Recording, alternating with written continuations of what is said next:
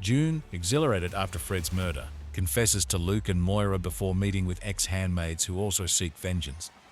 When she refuses to help them hunt down their abusers, they brand her selfish. Meanwhile, she learns Emily has returned to Gilead to fight, deepening her turmoil. Suffering from PTSD, June obsessively scrubs away Fred's dried blood, battles guilt and satisfaction, and ultimately surrenders to authorities only to be released due to jurisdiction issues. Facing only a minor fine, she later admits to Luke that she relished killing Fred and confesses to Moira her fear of her growing thirst for violence, which strains their trust. Serena, upon learning of Fred's murder, demands justice. After seeing his body and a public vigil in his honor, she insists on returning to Gilead for his burial, setting the stage for further conflict. Serena returns to Gilead and manipulates Commander Lawrence into orchestrating a grand, internationally broadcast funeral for Fred, using it as propaganda to elevate Gilead's image. She delivers a calculated message to June by having Hannah publicly present her with flowers, ensuring June sees her daughter prominently displayed on city jumbotrons. Meanwhile, Esther poisons herself and Janine with stolen chocolates from Commander Putnam, condemning Janine for her complicity in Gilead's oppression. As they choke on blood, Aunt Lydia discovers them, setting the stage for further fallout. Aunt Lydia prays desperately for Janine's survival, vowing to be more compassionate if she recovers. When Janine awakens from her coma, Lydia's devotion to her takes on new intensity. Meanwhile, June arranges a call with Nick, who reveals he is now married and delivers chilling news. Hannah's plum-colored dress at Fred's funeral signifies that she is now of age for wives' school and could be married off soon. This revelation deepens June's desperation. Serena seeks to stay in Gilead, but the High Commanders reject her, instead assigning her as a diplomat in Toronto. Their decision, masked as a political move to improve Gilead's international image, also punishes Serena for her high status as an unwed mother, leaving her adrift from the society she helped build. June confronts a Sons of Jacob supporter in a heated argument at a park, a sign that tensions between Gilead loyalists and its victims continue to rise. Meanwhile, Janine regains her ability to walk through physical therapy. Aunt Lydia denounces Esther for her attempted murder-suicide, but Janine refuses to condemn her. Instead, she forces Lydia to face a harsh truth. The women under her rule despise her for their suffering. Serena secures her release from custody and initiates her plan to establish a Gilead Cultural Center in Toronto, attempting to expand Gilead's influence abroad. She invites June to the grand opening, reigniting their power struggle. In response, Luke takes action by pursuing legal avenues to shut the embassy down. At the opening event, tensions erupt between Gilead loyalists and protesters, including Moira, Danielle, and Tyler. When a loyalist attacks Moira, June fires a gun into the air, causing mass panic.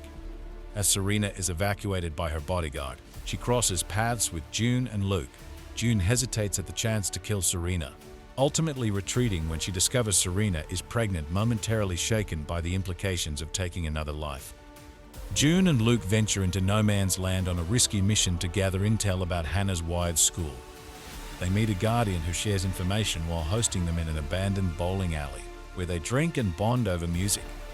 However, their journey takes a dire turn when the guardian triggers a landmine, exposing their location.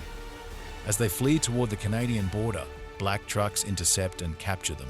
Meanwhile, Serena settles into the home of the Wheelers, a wealthy Gilead-supporting family who take a disturbing interest in her pregnancy, hinting at ulterior motives. Elsewhere, Lawrence proposes his New Bethlehem plan to modernize Gilead, but Putnam rejects the idea, firmly upholding the regime's oppressive traditions. Serena clashes with Mrs. Wheeler over her autonomy, rejecting the expectation to remarry. Her control over her own life further dwindles when she is confined to her room. Meanwhile, in no man's land, June and Luke fall into the hands of Commander Wheeler's forces. When Luke resists, he is beaten and later dumped near the border, while June faces execution at Serena's hands. Believing she will finally have justice for Fred's murder, Serena demands a gun from Ezra, but in a shocking twist, she turns on him, shooting him instead. With no other options, Serena orders June to drive as she goes into labor, forcing them into an unlikely alliance. Back in Gilead, Esther reveals that she is pregnant after being raped by Commander Putnam. Lydia, horrified, reports the crime to Lawrence, who dismisses the moral distinction between this and the ceremony. However, Lawrence and Nick secretly arrange for Putnam to be arrested and executed in front of his wife, Naomi. The episode ends with the revelation that Nick's wife, Rose, is also pregnant, adding tension to his conflicted loyalties. Serena forces June at gunpoint to drive her through no man's land as her contractions intensify. When they crash the car, they take refuge in a barn, where Serena's labor escalates. Though June initially tries to leave after Serena lashes out, she ultimately pities her and helps deliver her baby, Noah. As Serena weakens with fever, she loses hope, believing she was only a vessel for Noah and that June should take him. Rejecting Serena's Gileadian beliefs, June convinces her to return to Canada for medical help. While Serena recovers in the hospital, June calls Moira, who sends Luke to pick her up. However, as they leave, immigration officers arrive and arrest Serena for entering Canada illegally. Serena panics when she learns Noah will be placed in child services, begging June for help. June and Serena exchange a knowing glance, foreshadowing their eventual reversal of roles. Meanwhile, Commander Lawrence introduces New Bethlehem, a supposed safe haven for Gileadian refugees to ease diplomatic tensions.